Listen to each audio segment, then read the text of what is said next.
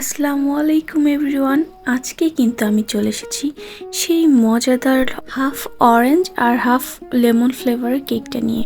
আজকের এই কেকটা কিন্তু একদমই কোনো কাস্টমাইজ কেক না, আর কোনো উপলক্ষ ছাড়াই এই কেকটা অর্ডার করা হয়। আসলে কেক লাভারদের জন্য কোনো উপলক্ষের প্রয়োজনই পড়ে না, তারা চাইলেই বাসার জন্য কেক নিয়ে থাকে। এক কথায় তারা তো সবসময় সুযোগ খুঁজে কিভাবে কেক খাবে।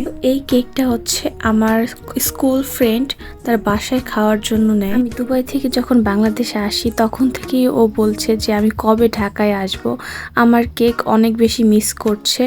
আর ও ওর বোনের বাসায় যেহেতু দিনাজপুরে ওখানে ছিল, ওখানেই ঈদ করেছে, তো বলছিল যেন তাড়াতাড়ি ঢাকায় আসি, আর ওরা কবে কেক নিবে না নিবে সেইগুলোর ডেট আমাকে জানিয়ে দিচ্ছিল। তো ফাইনালি হচ্ছে আমি ঢাকা যাওয়ার পর এই কেকের কাজটা করি। তো আমি ওকে জিজ্ঞাসা করেছিলাম যে কেকের ডিজাইন কি দিব, বলেছিল যে কেকের ডিজাইন তো জানিসই, আমি সবসময় তোর উপরে ছেড়ে দিই, তো তোর যা মনে চায় তাই কর। তারপর আমি বলি না, একটু কিছু আইডিয়া দে। তো এর আগে হচ্ছে ওকে একটা কেক আমি পেন্টিং কেক করে দিয়েছিলাম, যেটা ওর কাছে অনেক ভালো লাগে। তো আমাকে বলেছিল ওই টাইপের মধ্যে যেন কিছু করে দিই।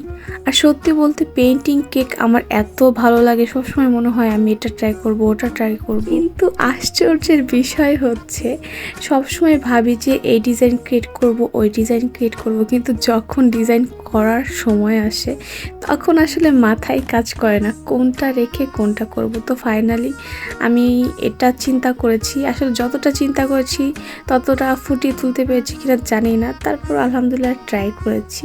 তো দেখেন আমার কেকের ফাইনাল লুক। আলহামদুলিল্লাহ ওদের কেকটা পছন্দ হয়েছিল, আর অনেক কিউট করে একটা রিভিউ দিয়েছে আমার ফ্রেন্ডের ভাগ্নে। আলহামদুলিল্লাহ, যেটা দেখে আমার অনেক ভালো লেগেছে। তো আজকের ভিডিওটা এই পর্যন্তই। আল্লাহ হাফেজ।